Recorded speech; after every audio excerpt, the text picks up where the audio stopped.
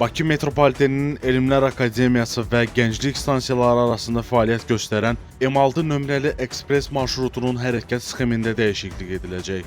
Bu barədə Rəqəmsal İnkişaf və Nəqliyyat Nazirliyi yanında Azərbaycan Yerüstü Nəqliyyat Agentliyinə istinadən xəbər verir. Vətəndaş müraciətləri nəzərə alınaraq və aparılan təhlillərə əsasən metronun Koroğlu stansiyasından Elmlər Akademiyası və Nizami stansiyaları istiqamətində sərnişin tələbatının qarşılanması məqsədi ilə avqustun 24-dən M6 nömrəli ekspres avtobuslar Nizami metro stansiyasından keçərək və aralıq dayanacaq olaraq burada saxlayacaq.